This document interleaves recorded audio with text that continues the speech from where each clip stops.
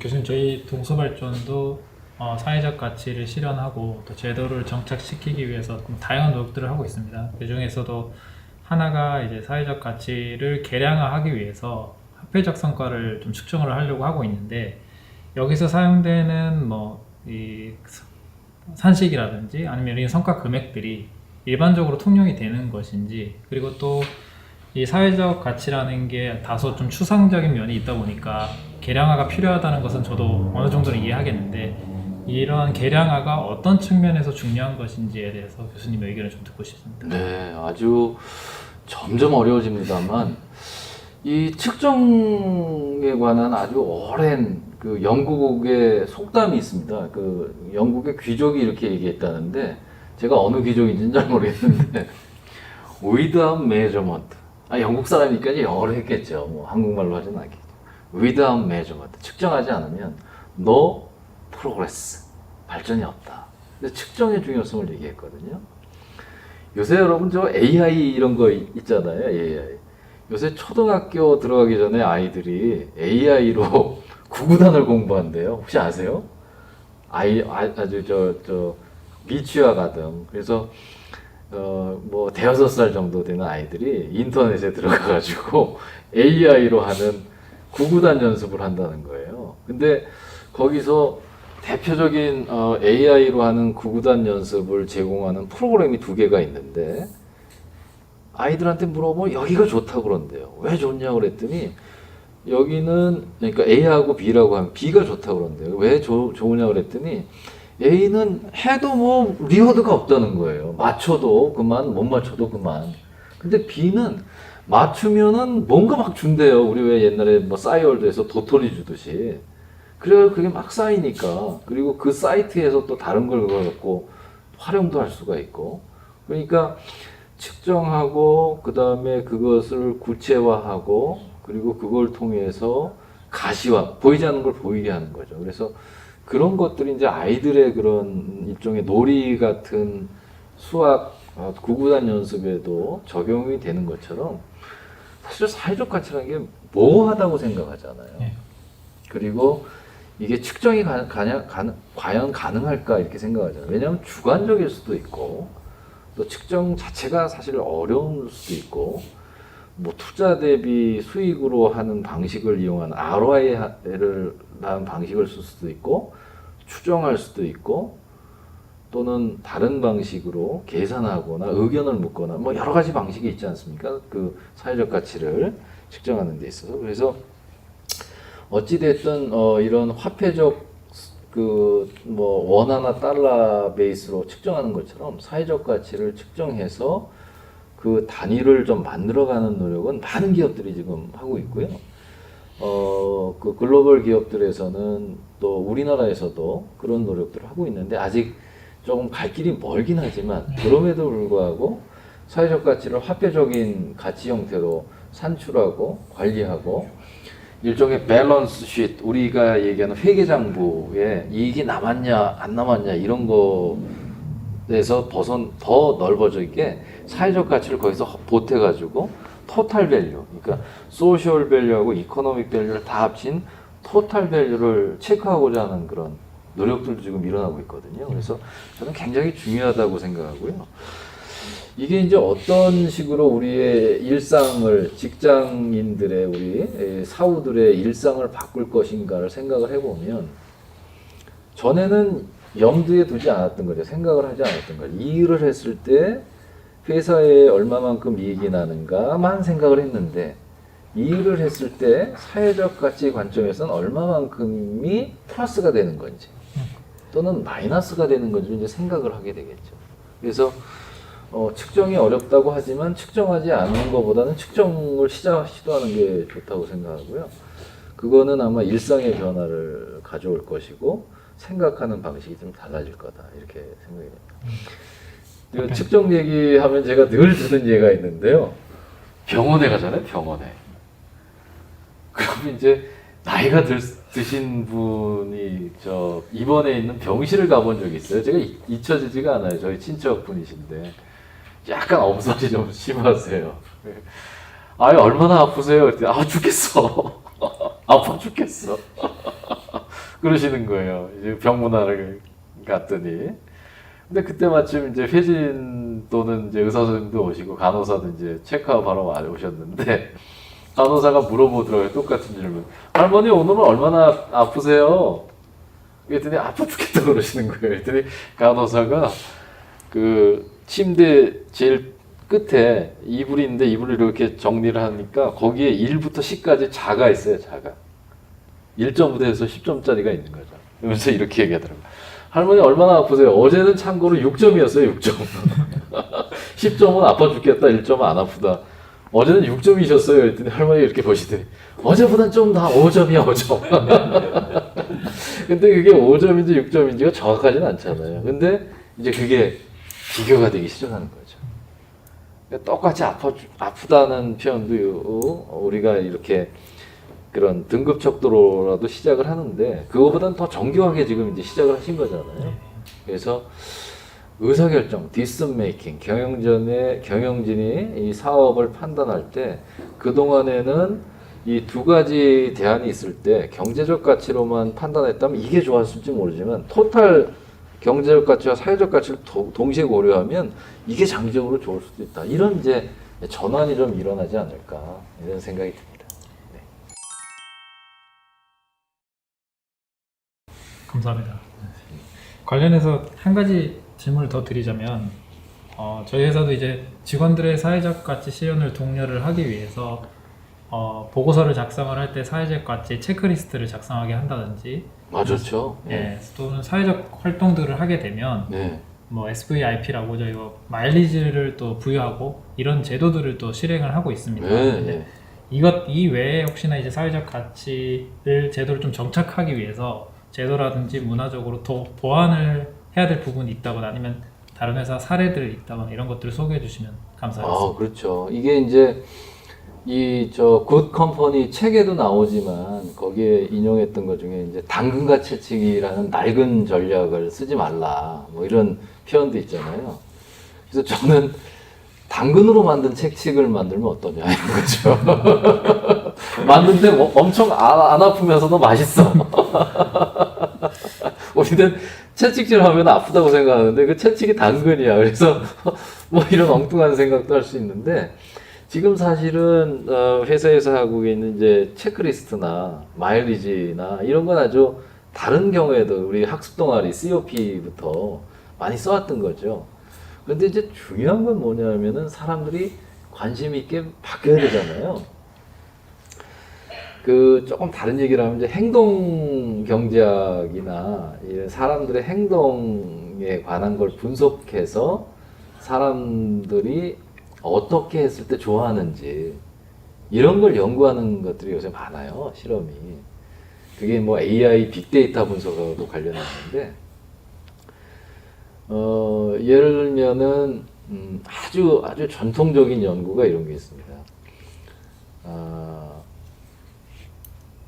보너스를 주는데 상여금을 주는데 한꺼번에 왕창 주는 게 나은지 쪼개서 계속 주는 게 나은지 어떤 게 좋은 것 같아요? 한 번에 준다, 계속 준다. 사람마다 다른데. 쪼개서 주는 게 좋을 것 같습니다. 그게 대부분이라는 거예요. 계속 받는 걸 좋아한대요. 계속. 그래서 손자한테 용돈을 줄 때 한 번에 주지 말라는 거예요. 계속 이렇게. 그래서 저희 아버님이 저희 아들한테 손자한테 용돈을 주시는데 계속 그렇게 주시더라고요. 그러니까 얘는 맨날 받는 것 같아. 근데 토탈로 보면 어쩌면 같을 수 있죠. 이게 이론적으로 있다는 거예요. 그리고 반대로 혼낼 때는 어떻게 혼나는 게 좋을 것 같아요? 계속 혼나는 게 낫겠어요? 한 번에 혼나고 마는 게 낫겠어요? 한 번.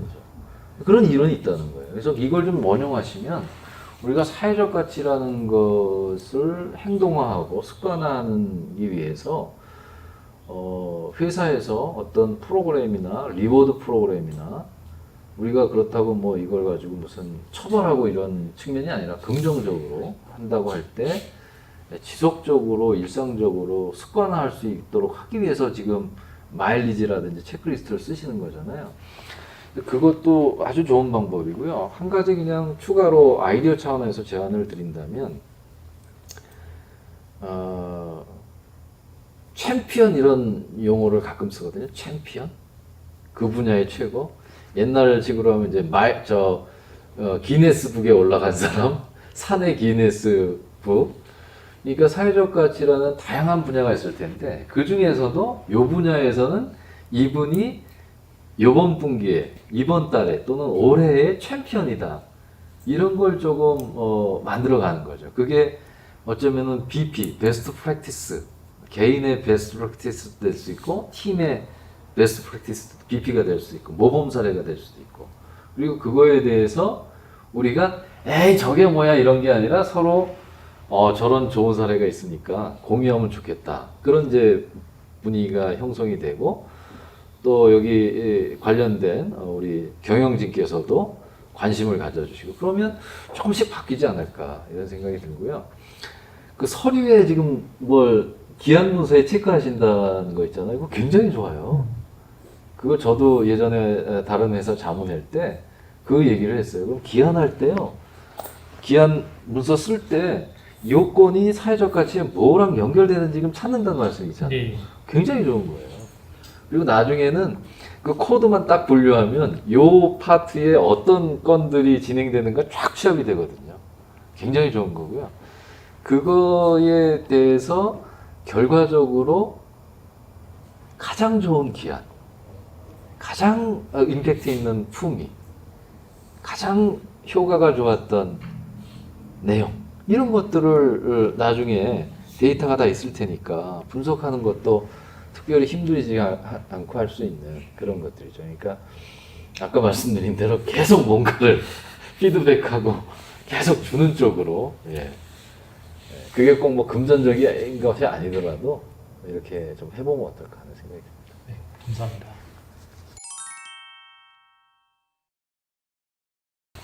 교수님, 저희 회사는 특히 안전과 환경 그리고 4차 산업 분야의 사회적 가치를 달성하기 위해서 노력 중에 있는데요.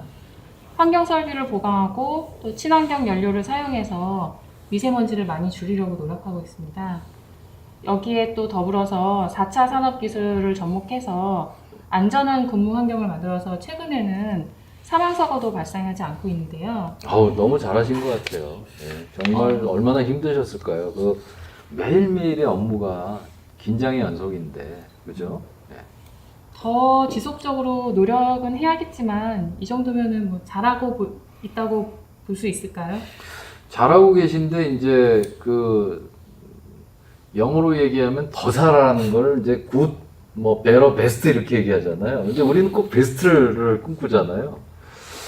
근데 이제 잘하고 있는데 더 잘하라고 할 때 그럼 뭘 더 잘해야지 더 잘하는 게 될까 이런 게 고민이시죠. 그러니까 어떤 기준을 충족했는가, 그죠?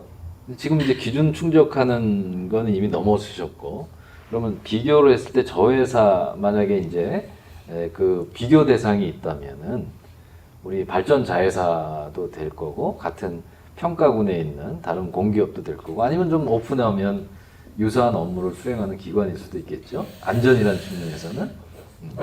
그런 데하고 비교해봤을 때 우리가 어느 정도 수준인가 그렇게 이제 생각을 할 거고 그 다음 단계는 이제 우리가 그럼 최고인가? 그런 걸 생각해 볼 수 있겠죠. 그래서 지금 우리 김 차장님이 아주 건설적인 긍정적인 고민을 말씀해 주셨는데요. 잘하고 있다고 볼 수 있는가? 그러면 어떻게 하면 더 잘해야 될까? 이제 그런 차원으로 본다면 저는 이렇게 말씀드리고 싶어요. 저 회사가 한 번 잘했다. 그죠? 어쩌다 한 번. 왜 학교에서도 이제 시험 보면은 어쩌다 한 번 1등이 있고 맨날 1등 있잖아요. 우리가 제일 싫어하는 사람 중에 하나가 맨날 1등 하는 사람이잖아요. 아닌가? 잘못 말씀드렸습니다. 죄송합니다.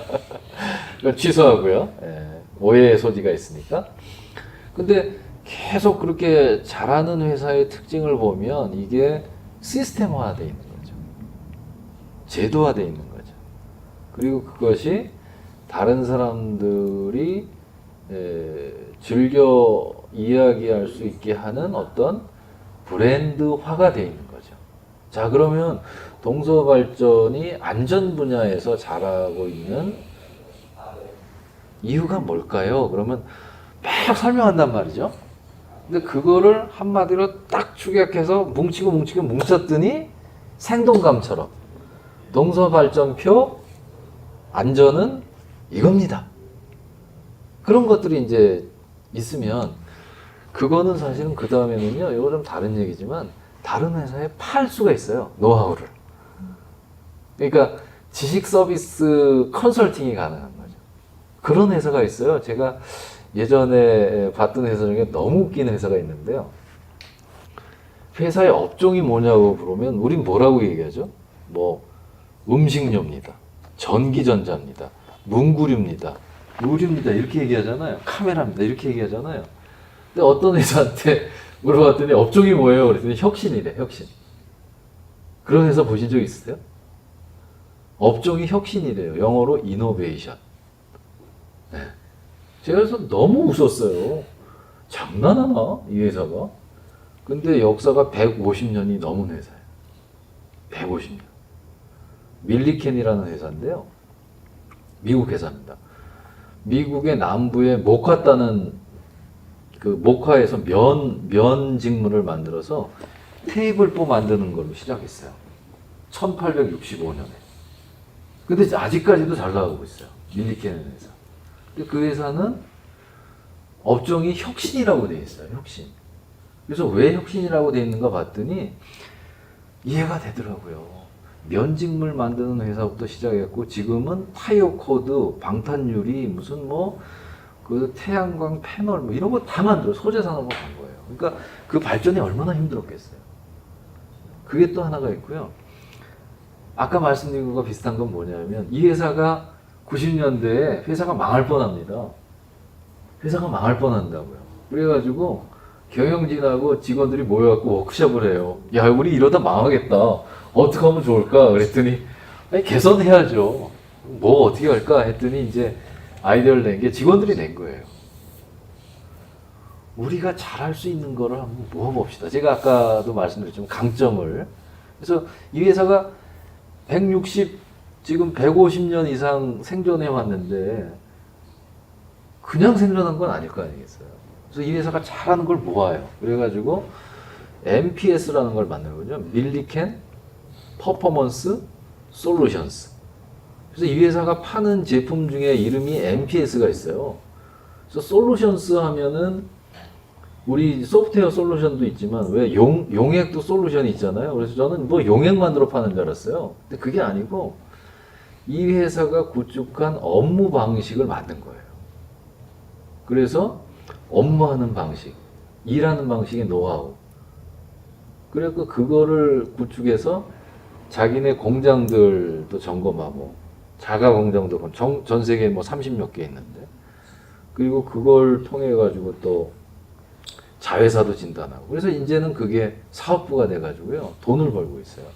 그래서 이게 조금 제가 본업과 본론과 또 공기업의 업무 정관상에서 하고 있는 업무랑은 조금 다른 얘기일지 모르겠지만 우리가 잘하고 있는 게 정말 지속하고 최고로 갈 수 있다면 그 정도 수준으로 갈 수 있지 않을까. 그래서 요약하면은 우리 회사, 우리 한국 동서발전 스타일의 안전 브랜딩 그런 것들이 한번 구축되면 어떨까 이런 희망을 가져봅니다. 교수님 제가 이게 개인적으로 조금 궁금한 점이 있어가지고 카톡 하세요. 카톡 개인적으로. 이거 같은 내용인데 네. 결과론적으로 봤을 때는 다 좋은 결과를 만들어내는 것도 잘 알 수 있지만 과정 중에는 이런 결과들이 보이지 않지 않습니까? 그렇죠. 네, 그러니까 저희가 지금 사업소득이나 현업에서 일하고 있는 직원들에게는 이게 사회적 가치 실현이라는 것이 또 다른 부담스러운 업무, 또 그렇죠. 부가적인 업무 네. 이렇게 맞아요. 만들어지는 맞아요. 것에 이제 일을 해소할 수 있는 방법이라든지 사례들이 있으면 좀 설명 좀 부탁드리겠습니다. 제가 이제 공공 부분에 있는 분들하고 대화를 해보고 자문을 하고 이렇게 할 때 느꼈던 건데요. 뭔가 새로운 게 생기잖아요. 그러면 이제 반응이 딱 세 가지입니다. 제가 봤던 반응이. 첫 번째는 잘 모르겠다. 잘 모르겠다예요. 첫 번째가. 잘 모르겠다. 두 번째는 어렵다. 어렵다예요. 세 번째는 관계없다예요. 약간 웃으시는데 사회적 가치? 잘 모르겠는데요. 사회적 가치? 엄청 어렵네. 사회적 가치? 나하고 관계없거든요. 그러면 일이 안 되죠. 그런데 제가 조금 뭐랄까 이렇게 말씀드리면 이제 뭐 요즘 용어로 꼰대라고 얘기할지는 모르겠는데요. 그냥 원칙적인 말씀 한번 드려보면 월급을 받잖아요. 그냥 우리가 봉사하는 거 아니잖아요. 동아리 활동하는 거 아니에요. 직장이라는 게. 그리고 공공기관은 더 그런 거 아닌가라는 생각을 개인적으로 합니다. 이게 굉장히 조심스러운데 이게 비난받을 수도 있는 그런 오해의 소지가 될 수도 있는데 그러면 제가 이제 이렇게 말씀을 드려요. 사회적 가치라는 어떤 트렌드이면서도 정부의 정책 방향 아니겠습니까? 그리고 우리는 공공 부문이니까. 그러면 그거를 선택할 수가 있나요? 아, 우리는 사회적 가치 안 할래요. 선언할 수 있느냐 이거죠. 그거 어렵잖아요. 그러면 결론은 분명하지 않습니까? 해야 되는 거죠. 근데 언제 하냐면 밀려서 더 이상 안 하면 안 될 때 하는 회사도 있고 그런 분도 있고 조금 뭐랄까요 이 뭐 표현이 어떨지 모르지만 약간 오픈돼 있다 또는 뭐 우리 공공에서 많이 쓰는 용어로는 선도적이다 뭐 이런 표현을 쓸 수 있겠지만 전략적으로 생각을 해보면 어차피 해야 될 거면 빨리 좀 하는 게 낫지 않겠느냐 그런 생각이 들고요. 그 다음에 아까 제가 말씀드린 세 가지를 해결하려면 어떻게 하면 될까요? 잘 모르겠다, 어렵다, 그리고 관계없다. 이걸 해결하려면 어떻게 하면 될까요? 이런 생각을 해보는 거죠. 방법은요, 오늘과 같은 이런 토론이나 소통의 기회를 가지면서 좀 알아가는 게 필요하죠. 알면 좀 쉽거든요. 근데 잘 알고 싶은 마음도 사실 생기지 않지만 피할 수 없다면은 빨리 하는 게 필요한 거 아닌가 싶습니다. 그 호텔 업종, 호스피텔리티 산업에서 호텔에서 여러분 호텔이나 이런 뭐 저 커피숍 같은데 숙박이 아니라 커피숍 말씀드리는 겁니다. 호텔 커피숍. 그런데 가면 이제 그 직원들이 물컵이 있으면 물을 따라주지 않습니까? 근데 이 직원들이 물을 따라주는 행동도 사실은 우리는 그걸 스킬로 알고 있어요. 스킬. 물 따라주는 게. 이게 매뉴얼이 있거든요. 물이 얼만큼 비었을 때 따라준다는 게 있거든요.